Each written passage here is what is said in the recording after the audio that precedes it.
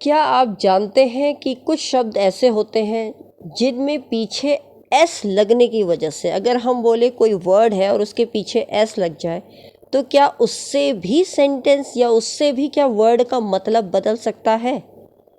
क्या ऐसा हो सकता है? जैसे उदाहरण के रूप में अगर हम बात कहें, कलर है और कलर्स है। ये कलर है COLOUR और ये एस लग गया इसके पीछे तो इसका मतलब बदल गया। इसी प्रकार से आज की जो सीक्वेंस है उसमें हम यही देखेंगे कि कुछ वर्ड हैं उनके पीछे एस लगने के बाद उनका किस तरीके से मतलब में फ़र्क आता है, मीनिंग बदल जाती है। शब्द वही है, सिर्फ एस लगाना है। तो जी हाँ, आज हम अगेन करने वाले हैं कन्फ्यूजिंग वर्ड्स। ये आपको बहुत कंफ्यूज करेंगे यदि आप इंग्लिश बोल रहे हो या इंग्लिश लिख रहे हो, या आप किसी के सामने अगर इस वर्ड को किसी सेंटेंस में डालेंगे और आप अगर एस लगा दें, बोलना आप सिंगुलर में जा रहे हो और अगर एस लगा दें तो उसका पूरा मतलब बदल जाएगा। तो बिना देरी किए आज का वीडियो स्टार्ट करते हैं। Hi everyone, my name is Deepika Dimri. Let's begin with the topic right now. तो देखिए कैसे हम कहेंगे कि बदलेगा, आप देखिए ज़रा। Let's begin with the first one. ये है कलर, COLOUR। कलर का मतलब हर कोई जानता है, रंग। रंग होता है, कलर को कहते हैं रंग। क्या आप जानते हैं कलर्स को क्या कहते हैं? अगर हमने कलर है और उसके बाद एस लग गया अगर इस कलर के पीछे, तो इसका मतलब पूरी तरीके से बदल जाएगा। कहने का मतलब ये है, रंग नहीं, फिर आ जाएगा सेना का झंडा। जो सेना होती है उसका झंडे, उसका जो झंडा होता है, उसका जो फ्लैग होता है, उसको हम कलर्स कहते हैं। तो प्लीज़ अगर आप आज के बाद कभी कोई वाक्य यूज़ करें, कोई सेंटेंस बोलें और आपको रंग बोलना है, then please don't use colours, always say colour. हमेशा आप बोलेंगे कलर। कलर्स बोलेंगे तो गलत होगा अगर आप रंग के लिए बात कर रहे हैं। लेकिन अगर आप झंडे की बात कर रहे हैं, सेना का झंडा, आर्मी का झंडा, तो उसका फ्लैग की बात कर रहे हैं, तो आप हमेशा बोलेंगे colours. I hope it's clear to everyone. Next sentence, next word को देखते हैं। Custom, CUSTOM, custom. कहते हैं ना, अरे भाई यहाँ तो आजकल का यही कस्टम है, यही चलता रहता है, तो उसको हम कहते हैं रिवाज, रीति रिवाज कहते हैं ना। हमारे यहाँ का कस्टम तो ऐसा है भाई, बहुत आतिर खातिर की दारी की जाती है। तो कस्टम, उस कस्टम का मतलब है रिवाज। लेकिन यदि कोई बोले कस्टम्स, कस्टम्स, कस्टम्स का मतलब क्या होता है? कर। कर आप जानते हैं, ड्यूटी लग जाती है। आपने देखा होगा जो सी पोर्ट्स वगैरह होते हैं वहाँ कस्टम ऑफिसर्स लगाए जाते हैं, कस्टम की सेवाएं होती हैं। तो वो इसीलिए होती हैं कि उन पे ड्यूटीज़, उन पे अगर कोई गलत वो है तो उस पर टैक्स लगता है, तो कर लगता है, इसलिए वो कस्टम्स हो गया। तो आज के बाद आप कस्टम और कस्टम्स में फ़र्क नज़र ज़रूर करेंगे। नेक्स्ट है effect, EFFECT, effect. Yes, effect का मतलब है प्रभाव। जैसे मैंने बोला, आपको इस बातचीत का आप पर क्या प्रभाव पड़ा, तो क्या इफ़ेक्ट पड़ा, क्या प्रभाव पड़ा। लेकिन अगर इफ़ेक्ट से हम इफ़ेक्ट्स पे चलते हैं, EFFECTS, तो इसका मतलब होता है समान। इफेक्ट्स, इट इफेक्ट्स, समान, एक जैसा। नेक्स्ट है मैनर, MANNER। मैनर का मतलब होता है तरीका। लेकिन अगर इसमें एस लग जाए और MANNERS, मैनर्स है, तो आप बोलेंगे कैसी मैनर्स है, कैसा व्यवहार है इसका, वो व्यवहार हो जाएगा। और आप कहेंगे इसका तरीका बहुत अच्छा है, तो आप कहेंगे manner. His manner is very good, he is very good in his manner. तो उसका तरीका, मतलब कोई भी काम करने का तरीका उसका बहुत अच्छा है। The way he he works is a very good manner, बहुत अच्छा तरीका है।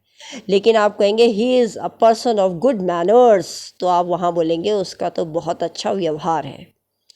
नेक्स्ट पे चलते हैं, मोरल, MORAL, मोरल का मतलब होता है नैतिकता। कि कहते हैं ना आपके अंदर मोरल्स कहाँ गए, आपके अंदर मोरल कहाँ गया, आपकी नैतिकता कहाँ चली गई। लेकिन अगर हम मोरल्स की बात करें तो सिद्धांत होता है कि मेरे ये सिद्धांत नहीं है या मेरा यही सिद्धांत है। तो मोरल्स, मोरल्स का मतलब सिद्धांत, मोरल का मतलब नैतिकता। Then is your number. अगर नंबर है, ओनली नंबर, NUMBER, नंबर का मतलब होता है संख्या। लेकिन अगर इसमें S लग गया और नंबर्स हो गया तो नंबर्स आप कहोगे कविता की मात्राएं। याद रखिएगा, कविता जो होती है, पोयम, उसकी मात्राएं जो होती हैं उसको नंबर्स कहते हैं। नेक्स्ट चलते हैं, PAIN, पेन। पेन का मतलब होता है दर्द। यह हर कोई जानता है, हम मुझे आज बहुत पेन हो रहा है, आज बहुत दर्द हो रहा है।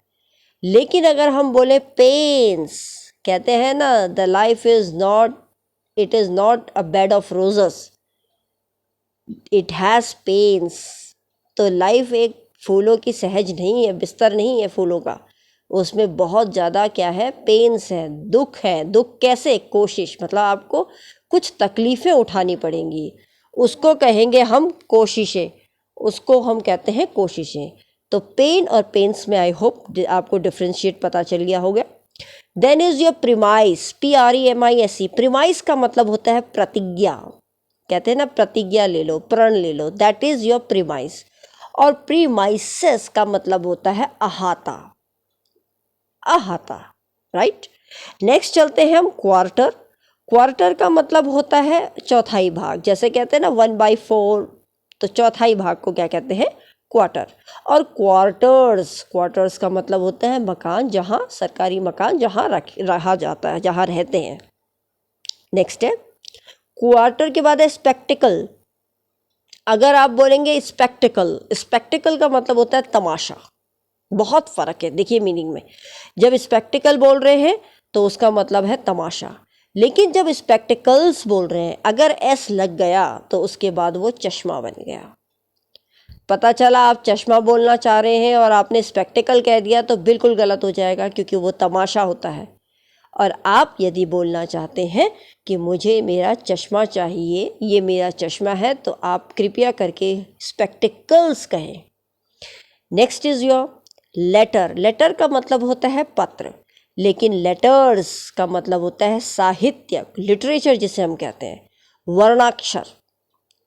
नेक्स्ट है आपका ग्राउंड। ग्राउंड का मतलब है जमीन, और ग्राउंड्स का मतलब होता है कारण। क्या कारण है, किस ग्राउंड्स पे आपने ऐसा काम किया, तो क्या कारण था, क्या रीज़न था जिस वजह से आपने ये काम किया। और ग्राउंड कि मैं तो ज़मीन से जुड़ा हुआ आदमी हूँ, ज़मीन हो गई। Then is your air. Air का मतलब हवा है, और एयर्स का मतलब होता है दिखावटी आचरण। एयर्स मतलब हवाई, मतलब दिखाना, शो ऑफ करना। नेक्स्ट चलते हैं गुड। गुड का मतलब सब जानते हैं अच्छा, लेकिन गुड्स का मतलब होता है सामान। ये सामान, कहते हैं ना ये हमारा सामान है। गुड्स क्या, आप जब ट्रेन में सफ़र करते हैं तो आपको बोलते हैं ना वेयर आर योर गुड्स, आपका सामान किधर है, तो उसको हम सामान कहते हैं। नेक्स्ट चलते हैं कॉम्पस। कॉम्पस है आपका सीमा। कहते हैं कि भाई ये एक कॉम्पस है, ये एक सीमा है, एक रूपरेखा है, ये एक लिमिट है, सीमा है। और कंपासस, कंपासस का मतलब होता है ज्यामिति यंत्र, उसे यंत्र कहा जाता है। नेक्स्ट चलिए रेस्पेक्ट। रेस्पेक्ट का मतलब होता है सम्मान, और रेस्पेक्ट्स, रेस्पेक्ट्स का मतलब होता है मान्यता। देखिए बहुत माइन्यूट फ़र्क है, but yes of course it is a great difference. और इतना एस ना लगाने से या एस लगाने से मतलब बिल्कुल बदल जाता है। अगर आपको किसी को कहना है सम्मान दीजिए, रेस्पेक्ट। अगर आप चाहते हैं इसकी क्या मान्यता है, रेस्पेक्ट्स। फिजिक हम फिजिशियन से रिलेटेड हमने कहा, तो ये दवा हो गई। और ये फिजिक्स जब एस लग गया तो ये साइंस, सब्जेक्ट, विज्ञान, भौतिक विज्ञान हो गया।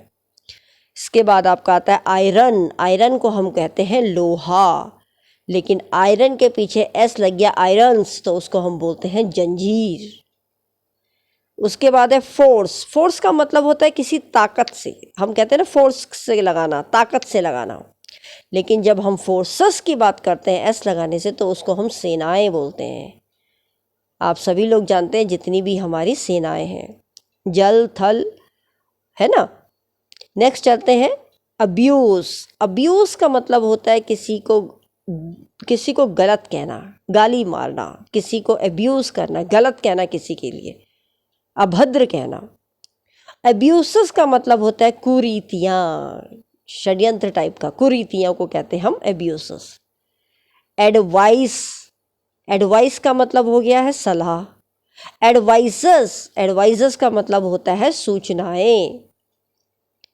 अल्फ़ाबेट, अल्फ़ाबेट हम कहते हैं वर्णमाला को, लेकिन अगर अल्फ़ाबेट्स आ जाता है तो हम कहते हैं भाषाएं। बहुत इम्पॉर्टेंट है, बहुत ही नई चीज़ है। देखिए अल्फ़ाबेट्स, अगर आप बोलोगे डू यू नो अल्फ़ाबेट्स, तो इसका मतलब ये नहीं है कि कोई आपसे ये पूछ रहा है कि आपको वर्णमाला आती है। उसका मतलब ये है कि आप भाषाएं जानते हो। या कोई पूछ सकता है कि आपको कौन कौन से, how many alphabets do you know, तो आप सोचेंगे कौन से अल्फ़ाबेट की बात कर रहे हैं, ये वर्णमाला वाली, तो आप गलत समझेंगे। अल्फ़ाबेट्स अगर आ गया तो कौन कौन सी भाषाएं आपको आती हैं, language. Next is your amend, AMEND। Amend का मतलब होता है सुधार करना, और अमेंड्स का मतलब होता है हर जाना, कि आपको हर जाना भरना पड़ेगा। नेक्स्ट है आर्म, ARM। आर्म का मतलब तो हो गया हाथ, और ARMS, हार्म्स का मतलब हो गया हथियार। नेक्स्ट है आपका ब्रेन, BRAIN, ब्रेन, इसका मतलब हो गया दिमाग, और BRAINS, ब्रेन्स का मतलब हो गया बौद्धिक, कि कितना इंटेलिजेंट है। तो आई होप आपको ये सब क्लियर हुआ होगा, आपको ये वीडियो पसंद आया होगा।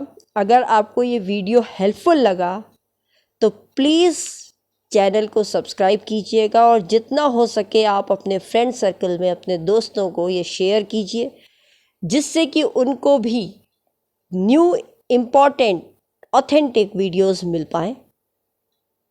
और कृपया आप अपना फीडबैक ज़रूर कमेंट सेक्शन में ज़रूर मेंशन कीजिए। यदि आपको ये वीडियो अच्छा लगता है तो भी आप कमेंट करिए, और ना भी लगता है तो भी आप कमेंट कीजिए।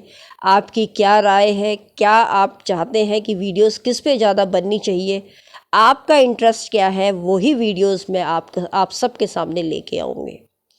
तो आप अपने फीडबैक से आप कमेंट सेक्शन में अपनी मर्ज़ी का पढ़ सकते हैं, अगर आप चाहते हैं तो। According to the majority I will start the videos related or the videos of your choices. So please like, share and subscribe this channel, and yes, don't forget to click the notification bell so that you can get all the new videos will be notified on your screen. Thanks for watching this video. Welcome again.